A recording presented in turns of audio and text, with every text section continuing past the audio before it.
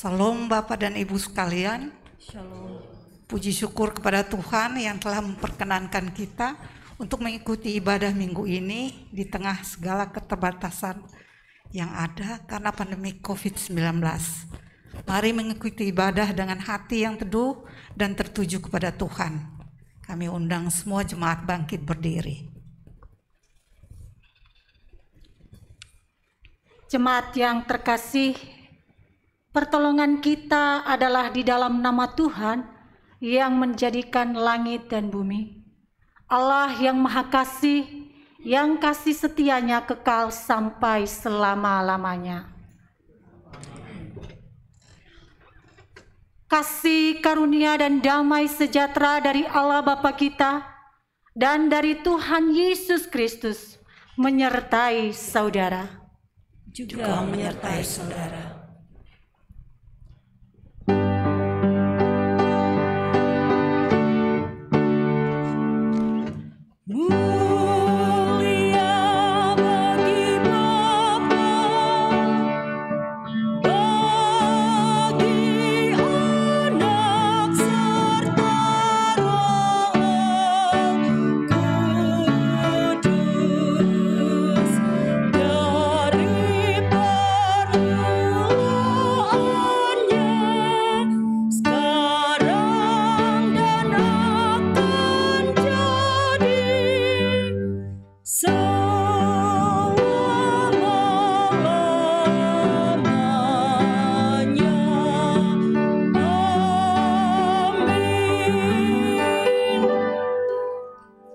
Jemaat dipersilakan duduk.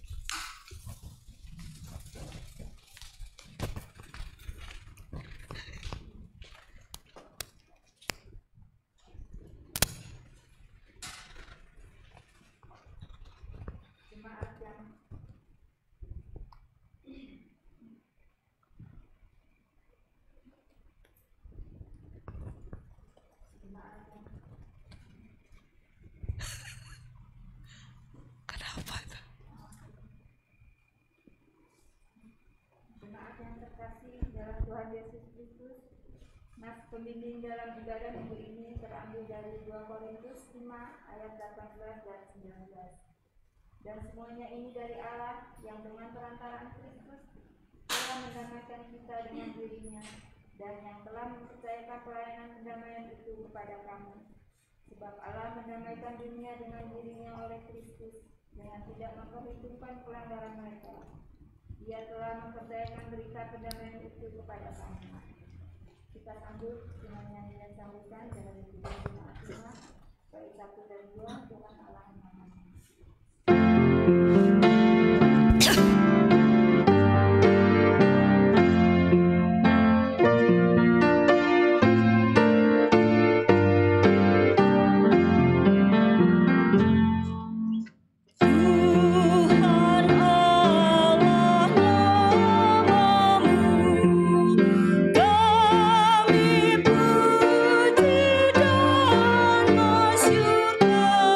Be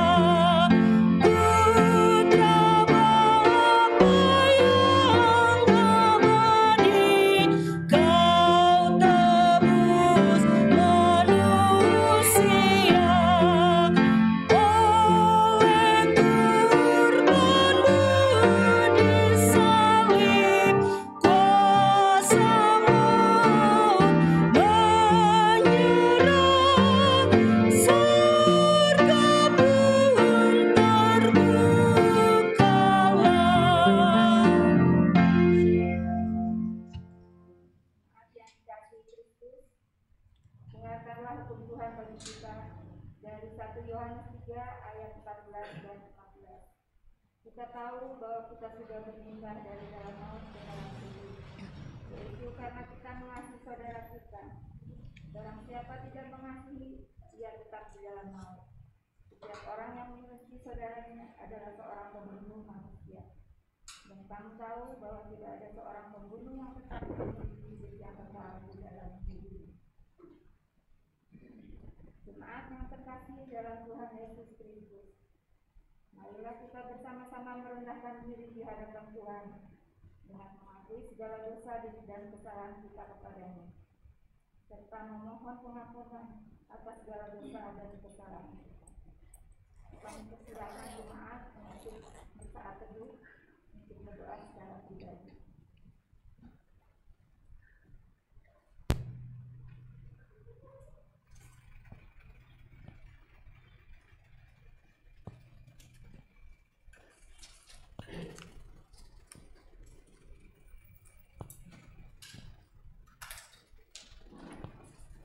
Bapa kami yang Maha Kudus, kami datang merendahkan diri di hadapan-Mu.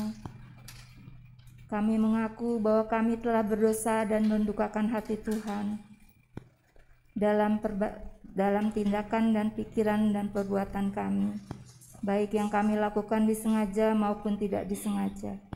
Kasihanilah kami yang Bapa menurut kasih setia-Mu. Hapuskanlah segala dosa dan pelanggaran kami ya Bapa. Ubahkanlah hidup kami menjadi baru yang hidup seturut dengan kehendak-Mu saja. Inilah doa yang kami panjatkan dan kami alaskan dalam satu nama Tuhan kami Yesus Kristus. Amin. Juga jemaat diundang berdiri. Bagi saudara yang telah mengaku segala dosa dan kejahatannya di hadapan Allah dan sungguh-sungguh bertobat, dengarlah berita anugerah pengampunan seperti tertulis dalam kitab para ayat 8 ayat 22. Jadi bertobatlah dari kejahatanmu ini dan berdoalah kepada Tuhan supaya Ia mengampuni niat hatimu ini. Berdasarkan firman Tuhan ini, maka sebagai hamba Yesus Kristus, saya memberitakan bahwa pengampunan dosa telah berlaku bagi kita dalam nama Bapa dan Anak dan Roh Kudus. Amin. Syukur kepada Allah untuk kasih dan anugerah-Nya yang besar kepada kita. Marilah kita saling memberikan salam damai, karena Tuhan telah mendamaikan kita. Salam damai.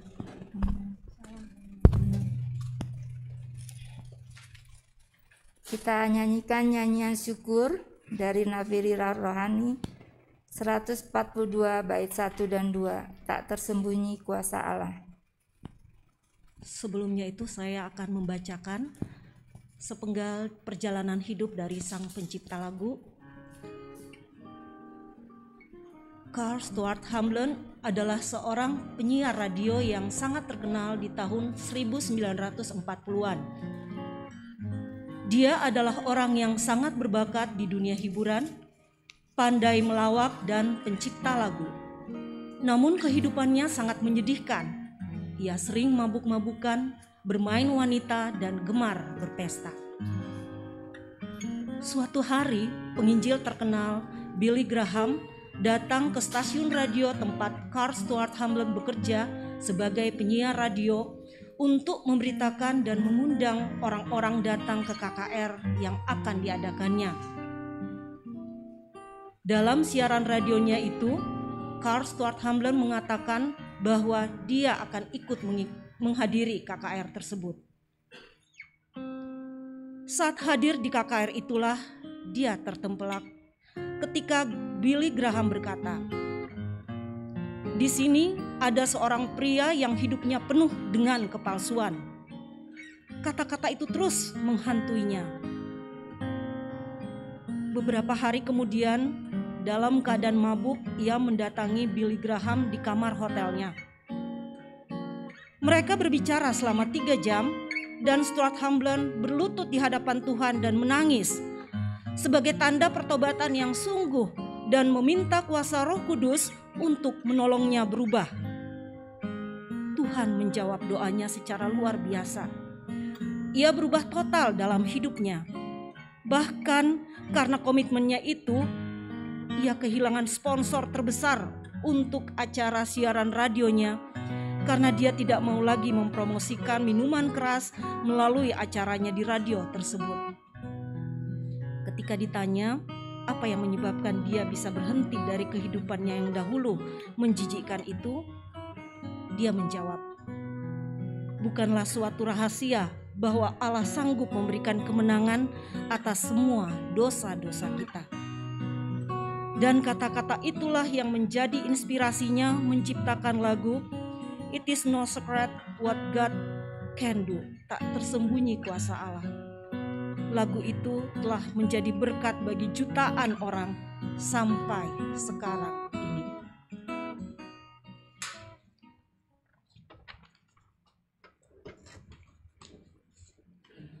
Kita nyanyikan bersama-sama dari Nafiri Rohani 142 bait yang pertama dan kedua.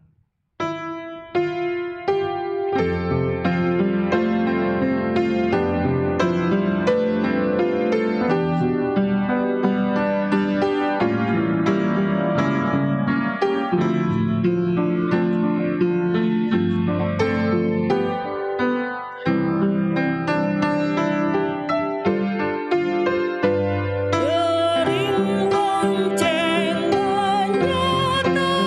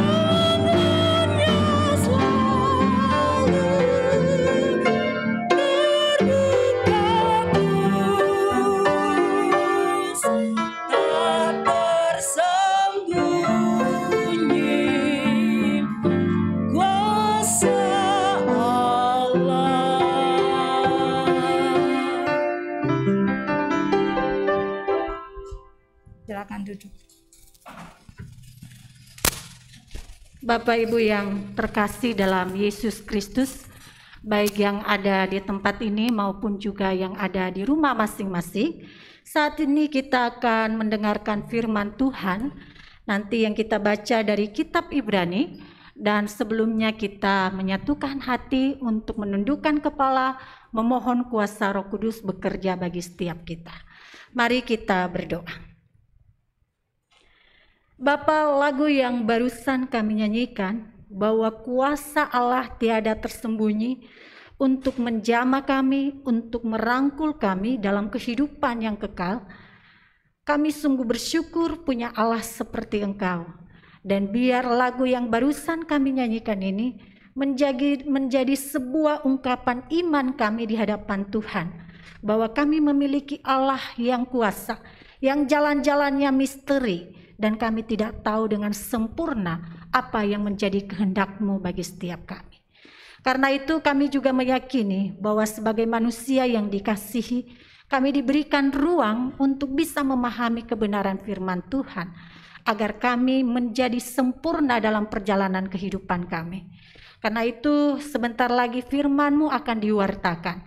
Bekerjalah bagi setiap kami, kuasa-Mu yang bekerja untuk memberikan pemahaman yang baik, sehingga kami sungguh-sungguh disapa oleh hikmat Allah dalam menghadapi dan menjalani kenyataan hidup ini. Ini doa kami Bapa, kami menyerahkan waktu di hadapan kami, kiranya Allah yang berkarya bagi setiap kami, baik yang ada di tempat ini maupun juga yang menyaksikan dan mengikuti lewat live streaming di rumah masing-masing.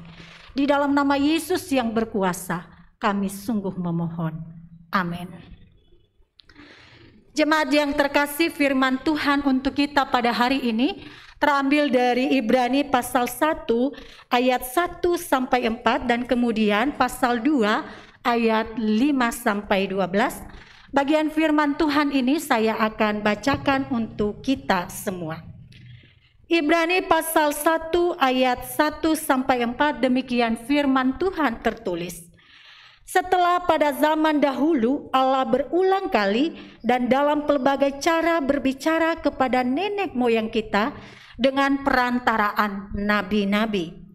Maka pada zaman akhir ini Ia telah berbicara kepada kita dengan perantaraan anaknya yang telah Ia tetapkan sebagai yang berhak menerima segala yang ada. Oleh Dia Allah telah menjadikan alam semesta. Ia adalah cahaya kemuliaan Allah dan gambar wujud Allah, dan menopang segala yang ada dengan firman-Nya yang penuh kekuasaan. Dan setelah Ia selesai mengadakan penyucian dosa, Ia duduk di sebelah kanan yang maha besar di tempat yang tinggi, jauh lebih tinggi daripada malaikat-malaikat, sama seperti nama yang dikaruniakan kepadanya jauh lebih indah daripada nama mereka. Ibrani pasal 2 ayat 5 sampai 12 demikian tertulis. Sebab bukan kepada malaikat-malaikat telah Ia taklukkan dunia yang akan datang, yang kita bicarakan ini.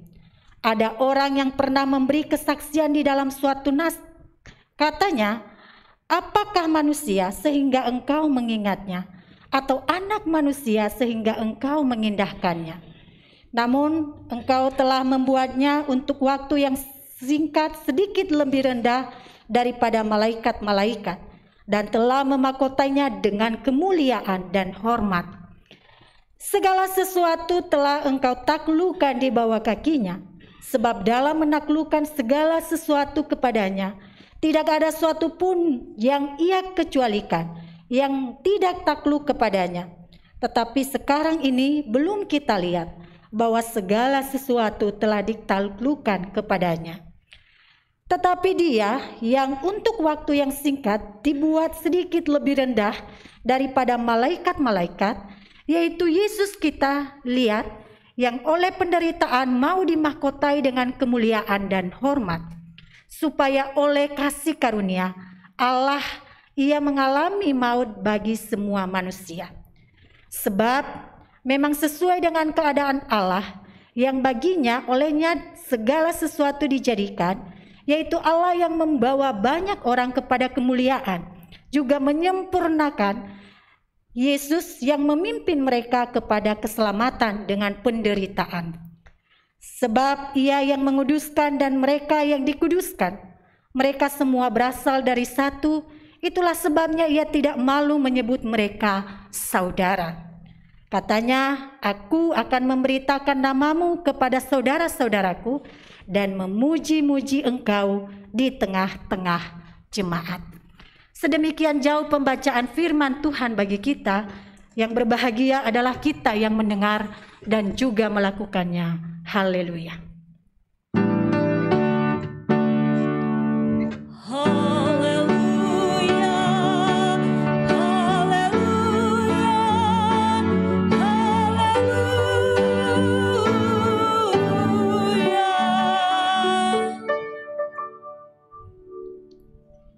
Shalom Bapak Ibu sekalian, baik yang di sini juga yang ada di rumah masing-masing.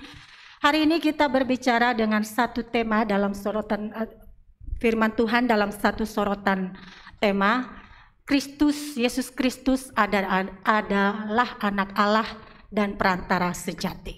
Ya, Yesus Kristus adalah anak Allah dan perantara sejati. Saudara yang terkasih dalam Yesus Kristus, kita memahami dan tidak terlalu sulit untuk menerima bahwa Yesus adalah anak Allah. Itu sudah menjadi inti pemberitaan dari mulai kita sekolah minggu sampai kita dewasa. Kita sudah paham dan tidak terlalu sulit untuk memahami bahwa Yesus adalah anak Allah. Itu inti iman kita. Tapi kali ini kita berbicara tentang Yesus adalah perantara sejati. Apa itu perantara sejati? Apa yang dimaksud dia menjadi perantara? Dari pihak yang mana dia menjadi perantara? Kalau digali dari bahasa aslinya itu perantara, bisa disebutkan atau bisa diartikan sebagai mediator dari dua pihak yang berseteru. Jadi perantara itu adalah mediator. Mediator yang menghubungkan dari dua pihak yang berseteru. Yang menjadi pertanyaan kita, siapa yang berseteru hingga Yesus mau menjadi perantara? Saudara-saudara yang terkasih dalam Yesus Kristus, dari sejarah Alkitab menceritakan bahwa ketika manusia diciptakan dan diletakkan, ditempatkan di Taman Eden, diberikan kuasa untuk mengendalikan dirinya, untuk mengendalikan alam semesta. Dan saat itu dia diberikan wewenang sebatas sebagai manusia ciptaan. Ya, sebatas sebagai manusia. Waktu itu manusia mulai mempergunakan kebebasannya. Ia hidup dalam sebuah tempat yang telah disediakan Allah. Tetapi berjalannya waktu, dia mulai melanggar ketentuan yang telah disepakati antara dia dengan Allah. Dia mulai mengingkari ketaatan kepada Allah. Ia ingin menjadi seperti Allah dan bahkan melebihi seperti Allah. Saudara-saudara, ini adalah awal dosa. Ketika kita ingin lebih dari yang lain. Bahkan ketika kita ingin menyamai Allah, bahkan lebih daripada Allah. Kadang-kadang porsi Allah kita ambil menjadi bagian kita dalam hidup ini. Tanpa kita sadari, kita tersetir ke sana untuk mengambil porsi-porsi Allah. Dan itulah kesombongan. Saudara, ketika hal itu terjadi, maka dia menjadi perwakilan kita. Dia menjadi perwakilan dari manusia yang mewakili gambaran dan tabiat kita sebagai manusia. Makanya sekarang kalau kita selidiki, merenungi diri kita, ada naluri ingin terdepan, ada naluri ingin terkemuka, ada naluri ingin menguasai. Itu naluri-naluri yang seharusnya ditaklukkan dan dikendalikan oleh kehendak Allah. Saudara yang terkasih, pada saat pertama manusia telah jatuh di dalam dosa dan menjadi gambaran nature, tabiat manusia untuk selanjutnya, dia mengambil posisi sebagai seteru Allah. Iya dong. Kalau kita udah berjanji nih dua pihak, lalu kita mengkhianati, kita berkawan apa kita berseteru? Berseteru ya, udah jelas berseteru. Orang berseteru deket-deket nggak Bapak Ibu? Gak deket-deket. Saya kadang-kadang memperhatikan orang yang berseteru, ya, walaupun nggak diceritakan ke orang, tapi ketika berseteru dia bisa keliling loh. Kalau ada temannya di sini yang merupakan orang yang dalam bayangannya itu adalah seterunya, dia bisa keliling loh. Padahal jalannya sebenarnya bisa pendek ya. Ini kalau anak-anak sekarang tuh bisa melakukan teorema Pitagoras lah. Sebenarnya kan bisa sampai ke sini. Nah, untuk bisa sampai ke situ kan dia bisa lewat sini sebenarnya. Untuk menghindari titik ini dia harus muter. Capek enggak?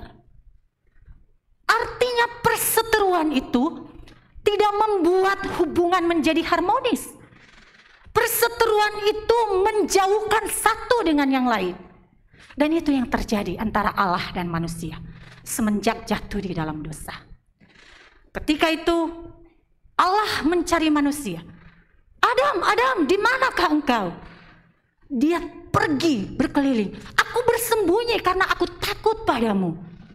Itulah orang berseteru. Saudara, bagaimana menyelesaikan perseteruan ini? Dan siapa pihak yang paling dirugikan dalam perseteruan ini? Allah adalah sumber hidup. Maka manusia adalah ciptaan yang bergantung kepada Allah. Ketika dia berseteru, maka dia terpisah dari Allah.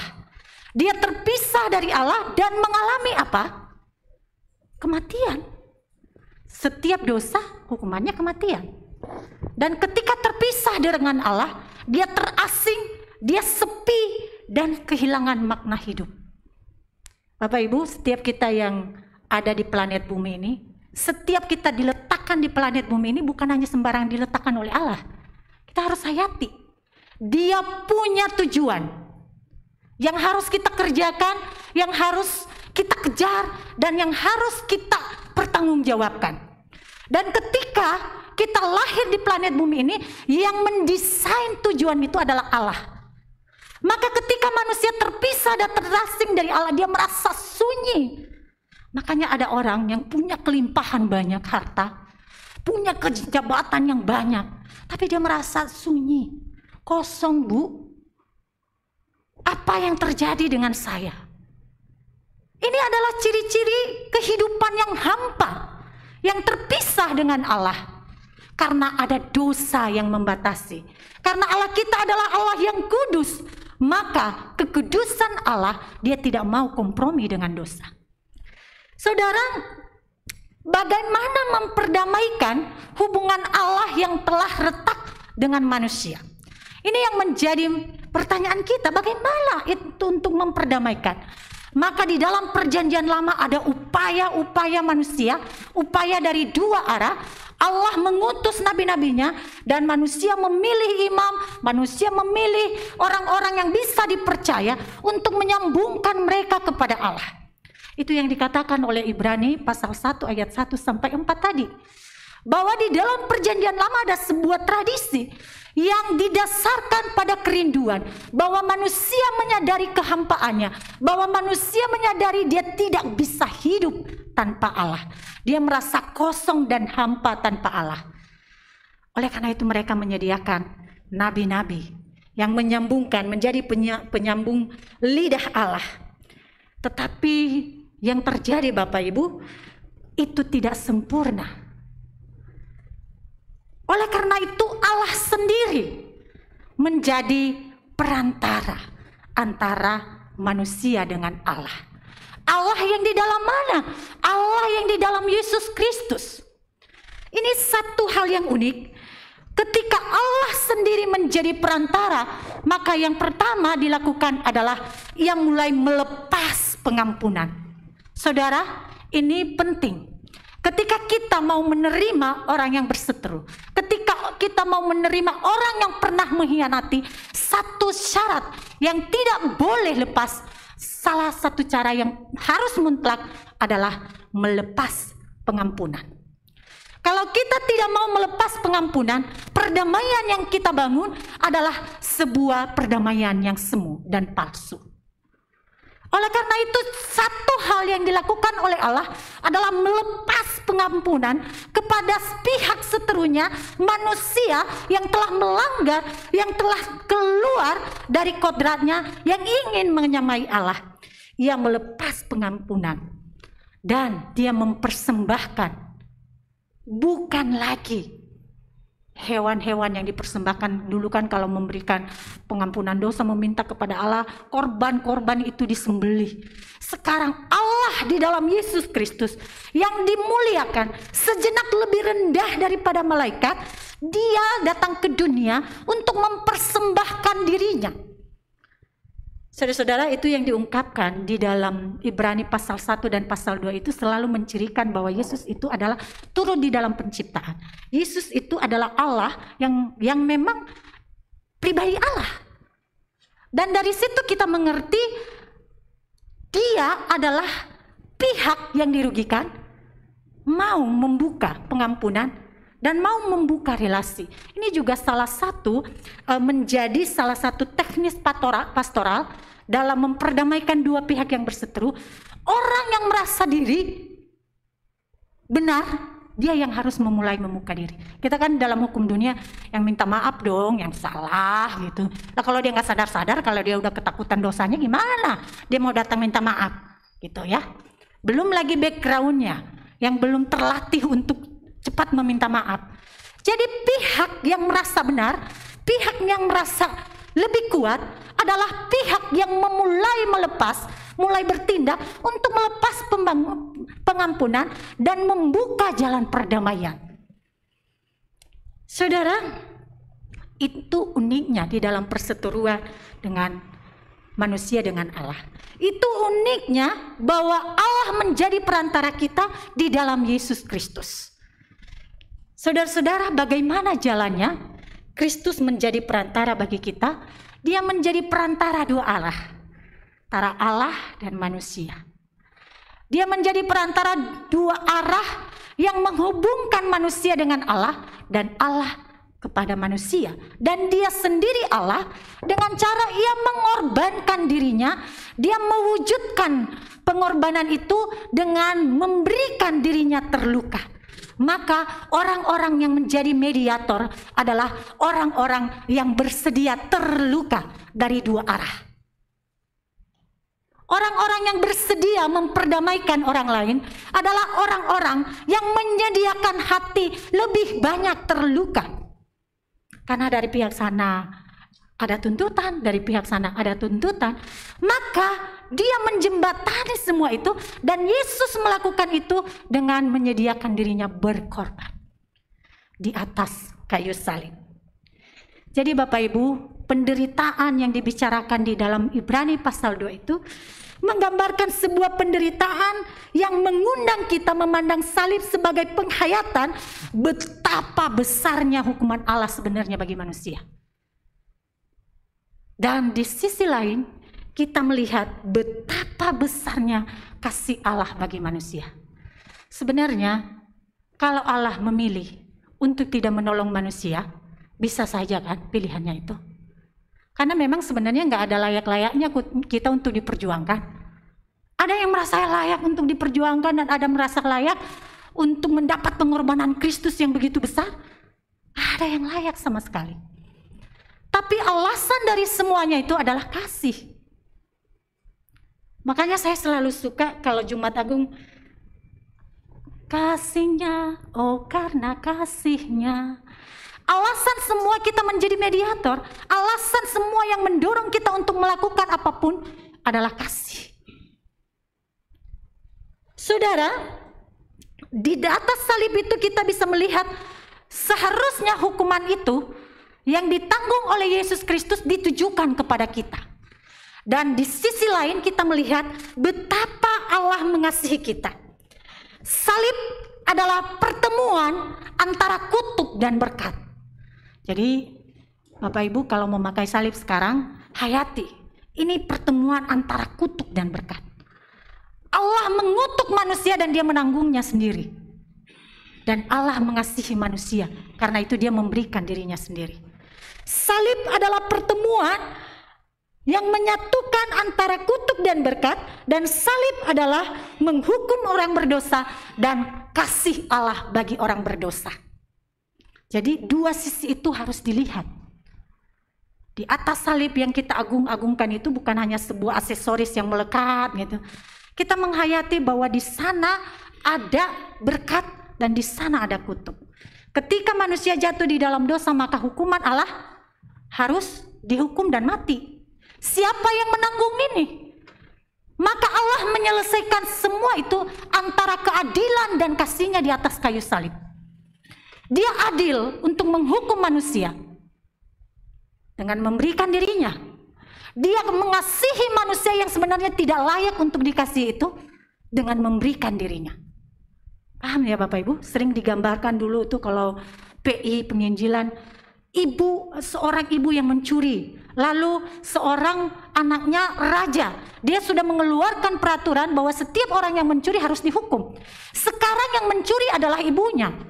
Gimana dia harus menyelesaikan persoalan itu?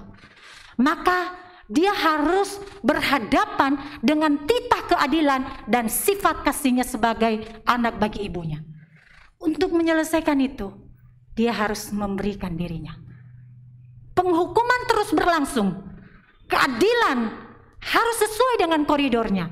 Tapi karena dia adalah kasih, maka sang raja menanggung hukuman sang ibu. Itulah Allah. Saudara yang terkasih dalam Yesus Kristus, sekarang ketika kita melihat paradoks itu, maka kita mencoba memahami, merenungkan di dalam hati kita apa yang perlu kita lakukan.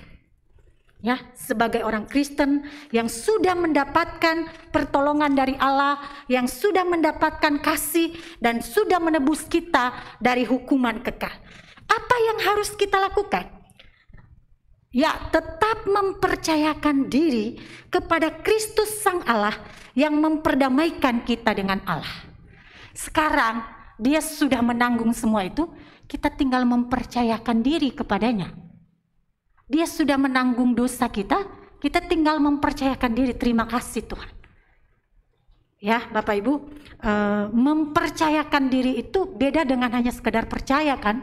Saya sering menggambarkan itu dalam bicara-bicara PA. Kalau percaya itu, Bapak Ibu percaya bahwa seorang pemain akrobat bisa melewati satu tali enggak? Percaya kan? Berjalan di atas utas tali gitu. Percaya kan? Percaya? Nggak percaya? Percaya nggak percaya gitu. Percaya dong gitu. Nah, Bapak Ibu juga percaya kan kalau sang akrobat itu bisa melewati seutas tali dengan menggendong seorang bayi atau seorang manusia lah gitu. Percaya nggak? Percaya dong, percaya. Kan dia ahlinya gitu ya. Mau nggak digendong? Kenapa nggak mau? Kan udah percaya tadi. Dia kan lewat itu pasti. Kan udah percaya. Nah ini kualitas percaya dan mempercayakan diri itu berbeda. Dan ketika kita memahami bahwa Allah telah memperdamaikan diri kita dengan dirinya melalui Yesus Kristus, maka kita mempercayakan diri kepada Yesus. Aku percaya kepada Yesus dan sekaligus mempercayakan kehidupanku ini di dalam dunia ini kepadanya, ke dalam tangannya yang kuasa. Wah, pengakuan iman seperti itu dahsyat Bapak Ibu. Ketika aku mempercayakan hidupku kepadanya, di saat apa? Di saat aku sedih, di saat aku senang. Ya, orang kalau senang juga ada godaannya loh. Merasa hebat gitu. Aku mempercayakan diri kepada Kristus di saat situasi sulit kayak pandemik ini, yang sebentar lagi menjadi endemi katanya. Aku mempercayakan diri kepada Kristus di saat suasana baik-baik saja dan di saat suasana tidak baik-baik saja. Itu iman. Aku bersedia mempercayakan diriku kepada Tuhan dan aku tidak meninggalkan imanku kepada Allah yang telah memperdamaikan aku. Di saat baik-baik saja dan di saat tidak baik-baik saja. Nah itu mempercayakan diri. Bukan hanya sekedar percaya. Kalau sekedar percaya Bapak Ibu, iblis juga percaya. Kalau kalian Bapak Ibu bisa membaca Alkitab dalam komunikasinya dengan beberapa orang, iblis itu percaya loh, Allah Maha Kuasa, percaya. Tapi saya percaya kita semua bukan hanya selevel iblis lah. Kita selevel orang yang mempercayakan diri, tunduk pada kehendak Allah. Dan ketika kita mempercayakan diri kepadanya, kita merasakan bahwa Allah begitu mengasihi kita. Anugerahnya menjadikan kita menjadi orang yang rendah hati. Dan sekaligus anugerahnya menjadikan kita sebagai orang yang berharga. Berharga dong. Kristus mati loh buat kita. Aku nggak ada harganya kak gitu. Aku apa atuh gitu ya. Anak-anak remaja begitu kalau ngomong. Aku apa atuh, nggak ada harganya. Terus saya tanya, harga dirinya seperti apa? Diukur dari apa? Harga diri kita itu dari apa? Dari berat badan sudah jelas saya nggak punya berat badan yang memadai. Berarti kalau dihitung-hitung per kilonya berapa gitu, saya kalah sama Bapak Ibu jelas. Sama Pak David saya kalah jelas. Harga diri kita itu dari mana? Harga diri kita itu kita lihat dari Kristus yang mau berkorban buat kita. Berarti kita benar-benar orang yang dikasihi. Di tengah-tengah dunia yang menyepelekan kita, yang melihat sinis terhadap kita, yang menganggap kita tidak ada apa-apa. Karena ukuran dunia kan, dia beruang apa enggak, dia punya jabatan apa enggak, dia punya pendidikan apa enggak. Itu kan ukuran-ukuran dunia. Kita nggak bisa sangkal itu. Tapi kalau kita jatuh pada penilaian itu, kita menjadi nggak punya harga. Tapi ketika kita memandang Kristus, aku tahu betapa berharganya aku di tangan Allah. Aku yang tidak ada apa-apanya ini, dia berkorban agar aku tidak mengalami kehidupan yang kekal.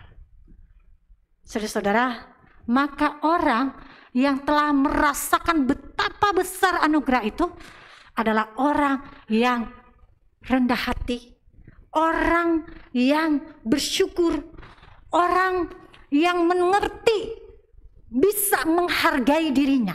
Kalau orang tidak mampu menghargai dirinya, dia menjadi kesulitan untuk menghargai orang lain. Itu menurut ilmu psikologi. Kalau kita sulit menghargai diri kita, kalau cara pandang kita terhadap diri kita sudah salah, maka kita pun menjadi sulit untuk menilai orang lain, sulit untuk menghargai orang lain. Maka untuk membereskan internal kita, bagaimana memandang diri kita, kita kepandang kepada Allah. Di tengah dunia yang begitu memberikan penilaian-penilaian yang deskriptif, maksudnya ya mendiskriminasi, kita tetap mendapat satu jati diri. Aku dikasihi Allah. Meskipun dunia nggak menerima saya, meskipun dunia menyingkirkan saya, meskipun dunia menghina saya, aku dikasihi Allah. Karena itu, orang-orang yang mendapatkan anugerah itu adalah orang-orang yang rendah hati. Semakin rendah hati, semakin menyadari, aku ini sebenarnya nggak layak, tapi aku dikasihi Tuhan. Dia mengerti bahwa aku hidup ini hanya anugerah. Apapun yang aku miliki yang dipercayakan Tuhan saat ini adalah anugerah. Apa yang kita punya sekarang?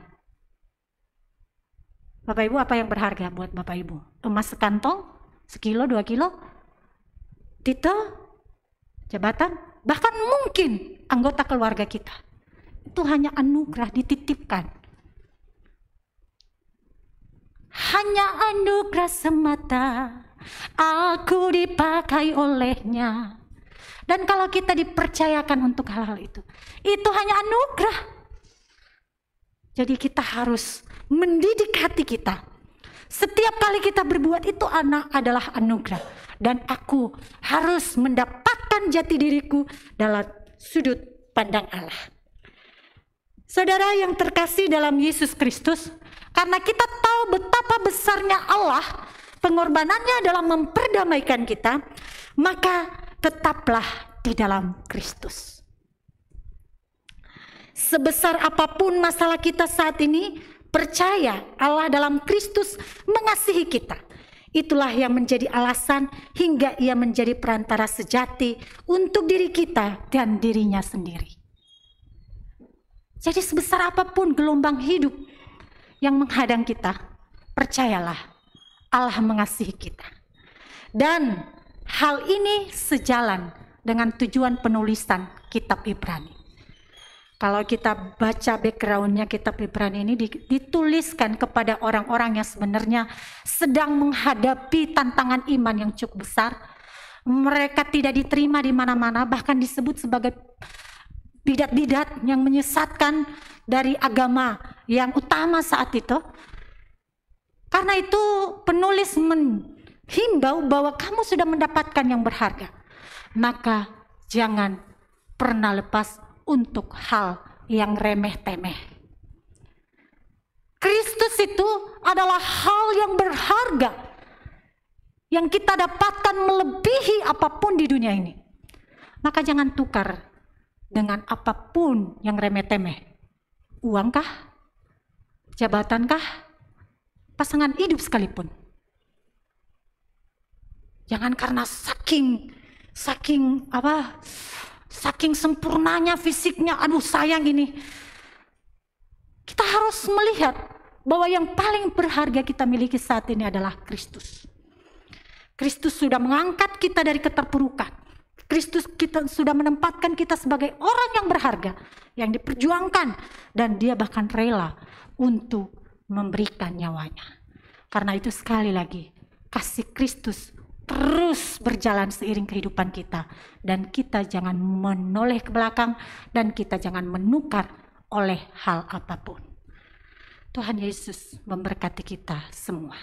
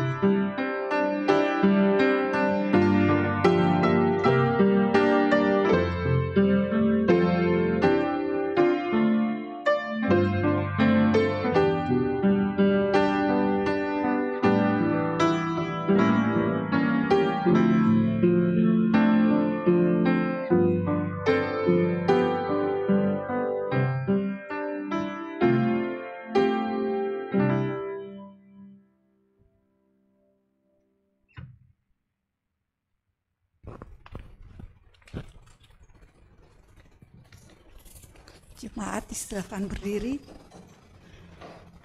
Umat kekasih Kristus bersama dengan gereja dari segala abad dan tempat, marilah kita ikrarkan pengakuan iman kita sesuai dengan pengakuan iman rasuli, dengan masing-masing berkata, aku percaya kepada Allah, Bapa yang Maha Kuasa, Khalik langit dan bumi, dan kepada Yesus Kristus, anaknya yang tunggal Tuhan kita, yang dikandung dari Roh Kudus, lahir dari anak darah Maria, yang menderita di bawah pemerintahan Pontius Pilatus, disalibkan, mati dan dikuburkan, turun ke dalam kerajaan maut.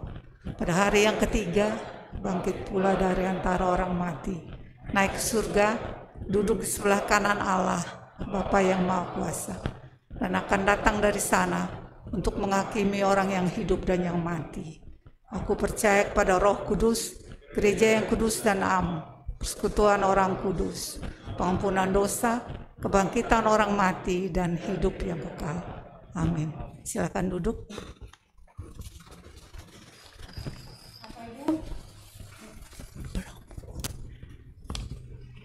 Kita masuk dalam perjamuan kudus. Saudara yang terkasih dalam Tuhan Yesus Kristus, perjamuan kudus yang hendak kita laksanakan ini berdasarkan titah Tuhan Yesus Kristus yang diterima dan diteruskan oleh Rasul Paulus, bahwa Tuhan Yesus pada malam waktu Ia diserahkan mengambil roti, dan sesudah itu Ia mengucap syukur atasnya, Ia memecah-mecahkannya dan berkata, Inilah tubuhku yang diserahkan bagi kamu, perbuatlah ini menjadi peringatan akan aku. Demikian juga ia mengambil cawan sesudah makan lalu berkata, cawan ini adalah perjamuan baru yang dimateraikan oleh darahku. Perbuatlah ini setiap kali kamu meminumnya menjadi peringatan akan aku. Karena itu setiap kali kita makan roti dan minum anggur dalam perjamuan kudus untuk memperingati akan Dia, kita menerima ini sebagai tanda dan materai akan kasih setianya kepada kita. Kita memperoleh ketentuan ini di dalam iman bahwa Ia telah memberikan tubuhnya, dipakukan di atas kayu salib dan mencurahkan darahnya supaya kita yang lapar dikenyangkan dan disegarkan serta memperoleh hidup yang kekal. Dengan demikian perjamuan kudus berarti Tuhan Yesus melalui pengorbanannya, kematiannya di kayu salib telah menebus segala dosa kita dengan menanggung hukuman kita. Tuhan Yesus telah mengadakan perjanjian baru dengan kita, Roh-Nya yang menghidupkan dikaruniakan kepada kita supaya kita dapat hidup dengan Dia dalam satu persekutuan yang benar. Tuhan Yesus menghubungkan kita seorang dengan yang lain dalam persekutuan yang benar yang patut kita tunjukkan dengan perkataan dan perbuatan.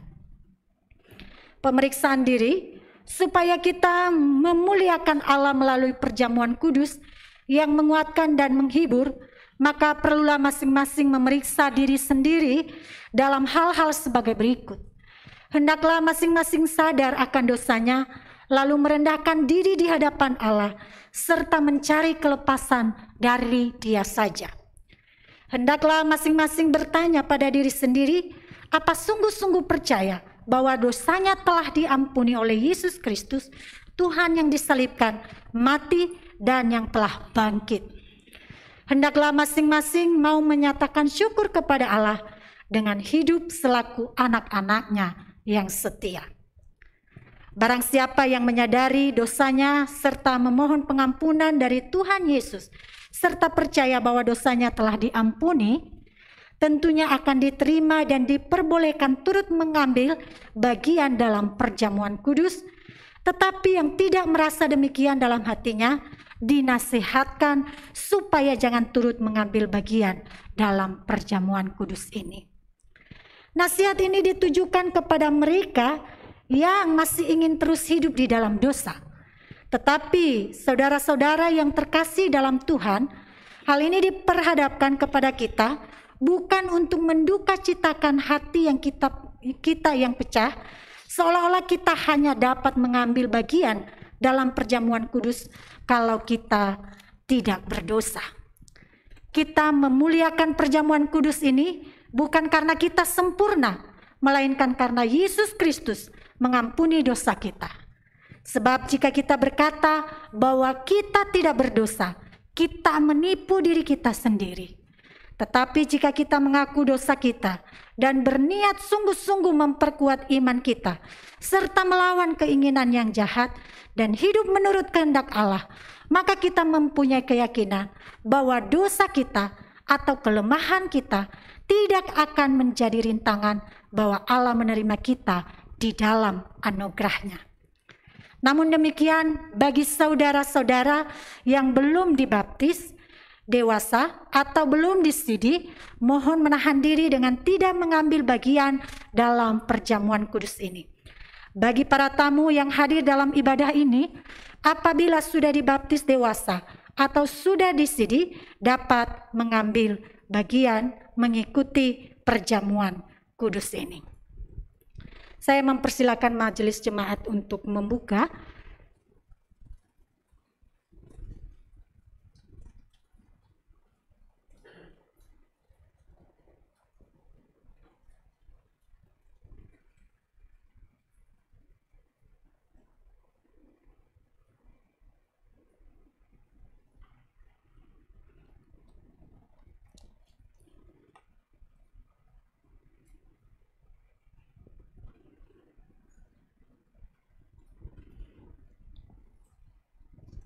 Baik, kita akan berdoa mempersiapkan hati kita untuk masuk dalam perjamuan kudus ini.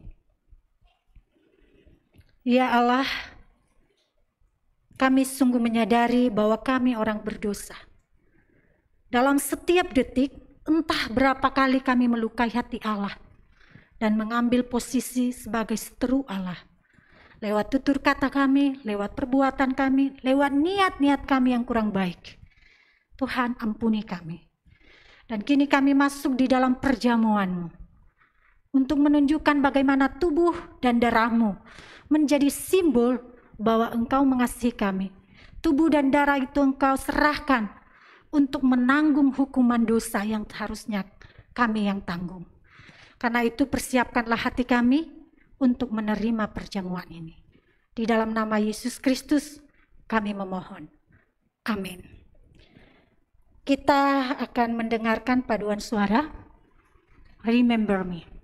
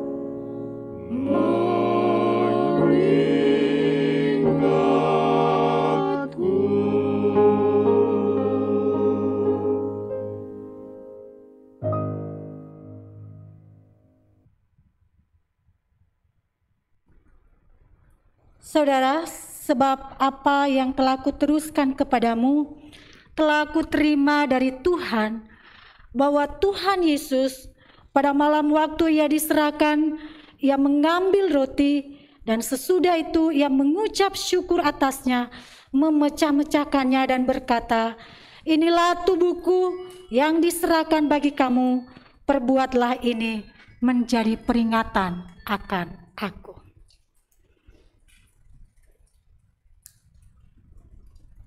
Demikian juga ia mengambil cawan sesudah makan lalu berkata, cawan ini adalah perjanjian baru yang dimateraikan oleh darahku. Perbuatlah ini setiap kali kamu meminumnya menjadi peringatan akan aku. Bapak Ibu sudah mendapatkan roti perjamuan?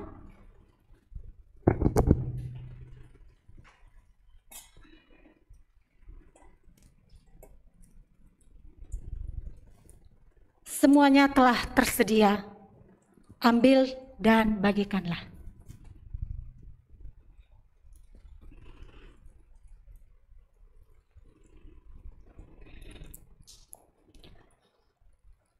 Mari Bapak Ibu kita berdoa menyiapkan hati terlebih dahulu.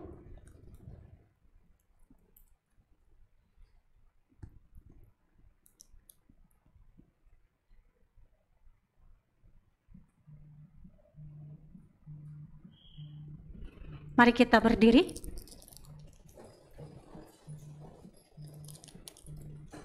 Kita buka roti.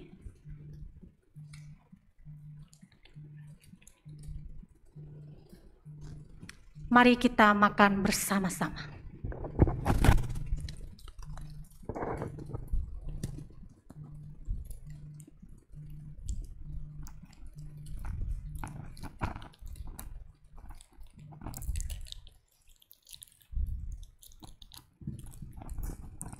Mari kita minum bersama-sama.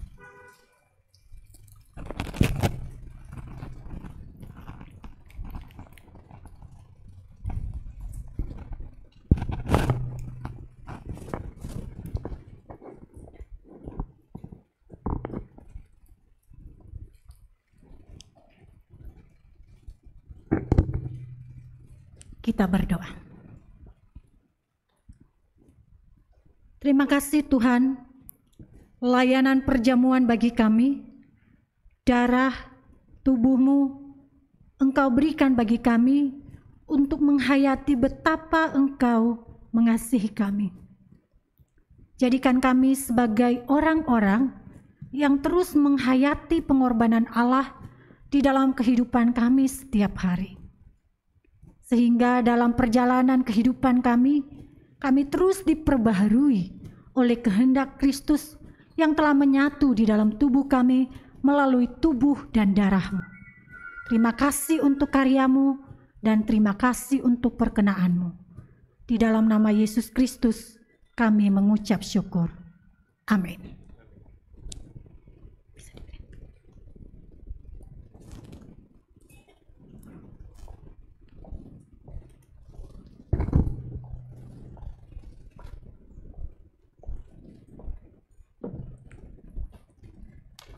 Jemaat dipersilakan duduk.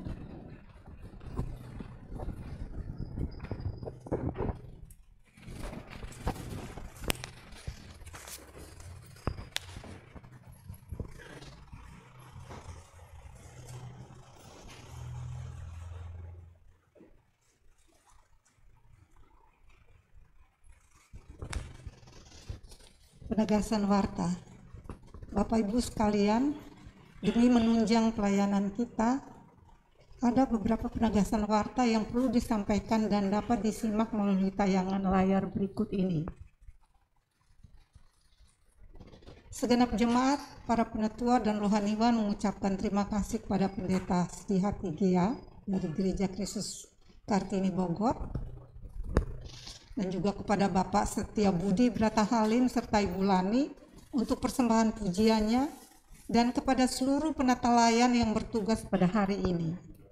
Semoga pelayanan ini menjadi berkat untuk kita semua. Tuhan Yesus memberkati. Jadwal ibadah kategorial dilakukan melalui aplikasi Zoom. Untuk remaja diadakan Minggu pukul 4 sore di bawah pimpinan Pak Luki Hardian. Sekolah Minggu diadakan pada Minggu pukul 10.50 di bawah pimpinan Ibu Nike. Temanya orang benar dan orang berdosa, diambil dari Mazmur 1 ayat 1 sampai 7. Pra remaja diadakan Minggu pukul 10.50 di bawah pimpinan Ibu Amelia dengan tema dan nats sama dengan sekolah minggu. Persekutuan wanita diadakan hari Sabtu pertama setiap bulannya. Katekesasi diadakan setiap hari Sabtu pukul 10 WIB. 3. Sehubungan kebijakan pemerintah terkait PPKM Kota Bogor yang sudah mulai menurun ke level 3 dan sudah mulai diizinkannya rumah ibadah untuk dibuka, maka Majelis Gereja Kristus Kartini memutuskan untuk memulai mengadakan ibadah secara onsite per tanggal 5 September 2021 di Gereja Kristus Kartini dengan jumlah yang terbatas dan dengan penerapan protokol kesehatan. Bagi jemaat yang tidak bisa hadir di tempat, dapat beribadah di rumah masing-masing dengan panduan ibadah melalui live streaming yang disiarkan langsung dari Gereja Kristus Kartini. 4. Persekutuan Alkitab hari Kamis 7 Oktober 2021 pukul 19.30 dengan tema Berakar dalam Kristus di bawah pimpinan Pendeta Stanley Cahyadi. Bersama ini pula kami laporkan kehadiran Persekutuan Alkitab hari Kamis 30 September adalah sebanyak 13 orang. Ruang tolong menolong, jemaat membutuhkan dukungan doa atau pergumulan lainnya dapat menghubungi Ibu Gea melalui telepon atau WhatsApp. Laporan persembahan Minggu 26 September 2021, total penerimaan persembahan persepuluhan adalah sebesar 1 juta dan persembahan syukur sebesar 1.500.000. Maka total keseluruhan penerimaan adalah sebesar 2.500.000. Pelayanan sakramen baptisan anak akan diadakan di Gereja Kristus Kartini untuk Ruben Rifano, Abigail Mika Natali, dan Niki Ardian pada hari Minggu 10 Oktober 2021 dan dilayani oleh Pendeta Sedihati Gia. Ibadah Minggu 10 Oktober 2021 dengan tema Terpujilah Tuhan yang memberi dan mengambil dilayani oleh Pendeta Jeffrey Hidayat dari Gereja Kristen Presbyterian Bukit Batok, Singapura. Demikian telah disampaikan penegasan warta minggu ini. Terima kasih.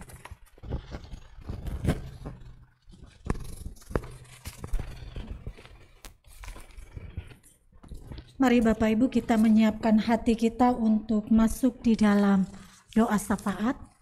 Kita berdoa. Bapa Maha Baik, kami bersyukur kami memiliki Allah seperti Engkau yang setia bagi kami di tengah-tengah perjalanan hidup yang kadang menghabiskan dan melenyapkan harapan kami.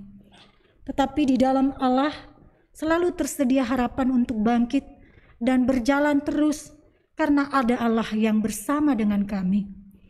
Ya Tuhan, di tengah-tengah segala kehidupan berbagai kompleksitasnya, kami datang ke hadapan-Mu saat ini memohon pertolongan agar ibadah yang berlangsung di Gereja Kristus Kartini ini, baik ibadah umum maupun juga ibadah kategoria, berkenan di hadapan Allah dan melaluinya jemaat mengalami pertumbuhan iman melalui visi misi Gereja Kristus Kartini.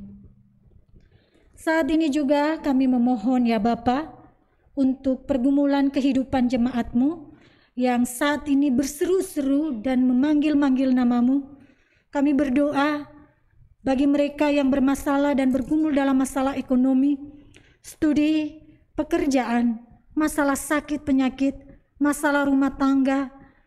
Kami memohon kekuatan dari Tuhan, kami memohon hikmat, dan kami memohon jalan keluar, sehingga jemaat-Mu tidak mengalami keputusasaan dan terus melihat secercah harapan yang bersumber dari Tuhan. Kami juga berdoa untuk 3 suku rumpun Bali, agar gereja di sana dapat menyampaikan kabar keselamatan yang telah kami nikmati, untuk pertumbuhan rohani jemaat di sana dan kesejahteraan serta pembangunan kiranya dapat merata. Kami memohon belas kasih-Mu terhadap negara Afghanistan di mana kaum Taliban telah menguasai Afghanistan. Di sana banyak pendeta dan jemaatmu yang dilanda tekanan dan ketakutan. Untuk itu, tolonglah Bapa, lindungi dengan kuasa-Mu, sehingga mereka dapat melakukan, tetap bekerja di jalan Allah, meskipun situasi saat ini begitu sulit. Saat ini juga kami berdoa untuk jemaat-jemaat yang sedang bergumul dalam masalah sakit penyakit. Secara khusus kami berdoa untuk Oma Leliana yang saat ini sedang berada di rumah sakit. Tuhan tolong agar Engkau menopang beliau dan segala kuasa apapun yang membuat dia terhambat untuk mendapatkan pemulihan. Kiranya Tuhan yang bisa menaklukkan itu dalam kuasa-Mu.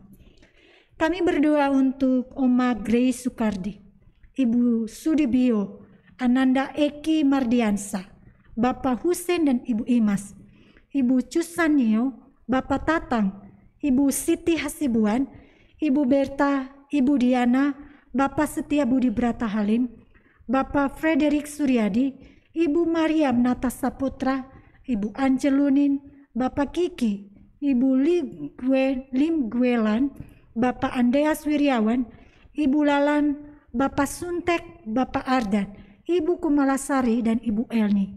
Tuhan, mereka mengalami kelemahan fisik.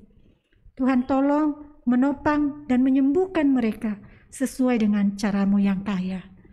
Saat ini kami teringat untuk bangsa dan negara kami, karena kami memiliki tanggung jawab terhadap bangsa dan negara yang Tuhan tempatkan kami, dan kami berdampak seharusnya bagi bangsa ini. Kami berdoa Tuhan, mampukan kami untuk bisa memberikan kesaksian hidup dan dampak yang baik bagi bangsa dan negara ini sebagai anak bangsa yang mencintai tanah yang Tuhan telah berikan bagi kami. Secara khusus saat ini dalam krisis COVID yang terjadi, Tuhan tolong agar vaksin yang sudah tersedia dapat tersebar dengan baik dan efektif menolong anak-anak bangsa terlepas dari krisis yang diakibatkan oleh COVID ini.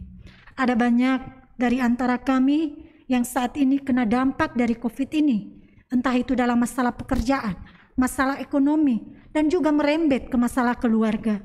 Tuhan tolong agar masalah ini bisa selesai dan bangsa kami menjadi bangkit untuk menjadi bangsa yang mengalami sejahtera. Ini doa kami Bapa. Doa ini jauh daripada sempurna, tapi kami menyerahkannya kepada Yesus Kristus yang telah mengajarkan kami berdoa demikian. Bapa kami yang di surga, dikuduskanlah nama-Mu, datanglah kerajaan-Mu, jadilah kehendak-Mu di bumi seperti di surga. Berilah kami pada hari ini makanan kami yang secukupnya, dan ampunilah kami akan kesalahan kami, seperti kami juga mengampuni orang yang bersalah kepada kami. Dan janganlah membawa kami ke dalam pencobaan, tetapi lepaskanlah kami daripada yang jahat, karena Engkau-lah yang punya kerajaan dan kuasa dan kemuliaan sampai selama-lamanya. Amin.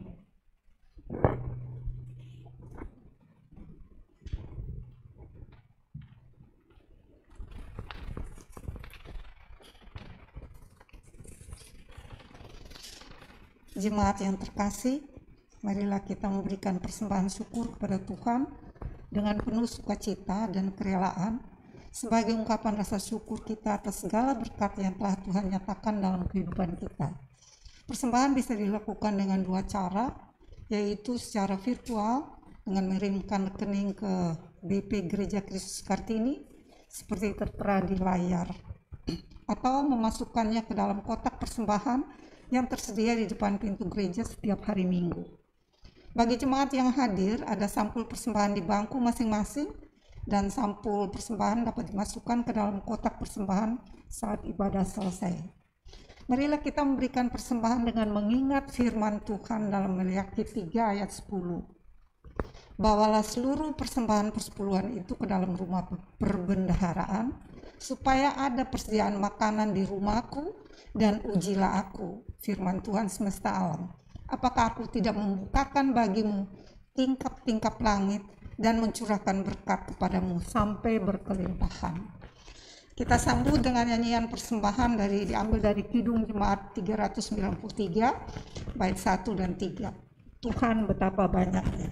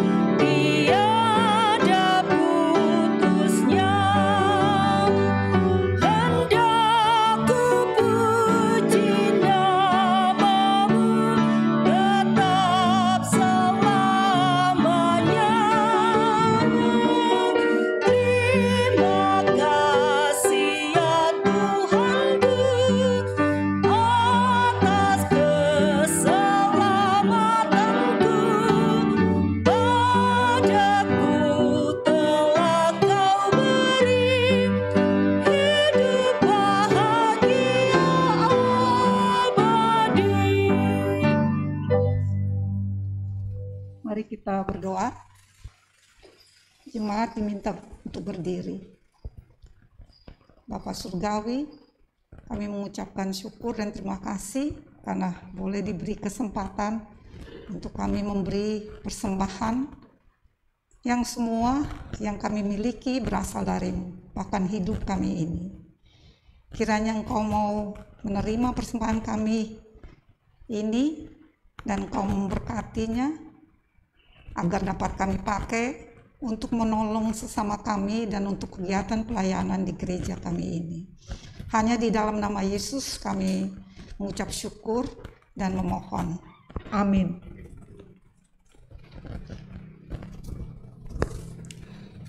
Jemaat sekalian, pulanglah dengan sukacita dan damai sejahtera. Kami pulang dengan penuh sukacita dan damai sejahtera Tuhan. Arahkanlah hatimu senantiasa kepada Tuhan. Kami mengarahkan hati kami senantiasa kepada Tuhan, Gembala kami yang baik. Jadilah saksi Tuhan yang setia.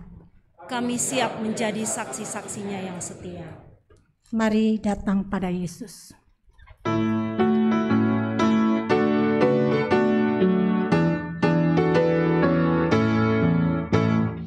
Mari datang kepada Yesus, engkau akan diselamatkan dengan darah-Nya yang tercurah di Bukit Golgota. Sungguh besar anugerah Tuhan, jiwamu diselamatkannya. Ku rasa dapat dikalahkan oleh Tuhan Yesus.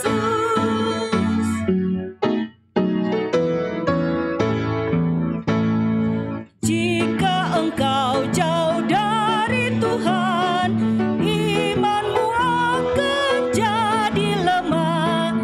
Carilah Tuhan yang pengasih, kau dikuatkannya. Sungguh besar anugerah Tuhan, jiwamu diselamatkannya. Kuasa gelap telah dikalahkan oleh Tuhan Yesus. Jemaat Tuhan dimanapun berada, baik yang di sini maupun di rumah, terimalah berkat Tuhan, kasih karunia Tuhan Yesus Kristus, dan kasih Allah Bapa, serta persekutuan dengan Roh Kudus, menyertai kamu sekalian dari sekarang sampai selama-lamanya. Kepada Allah beri puji.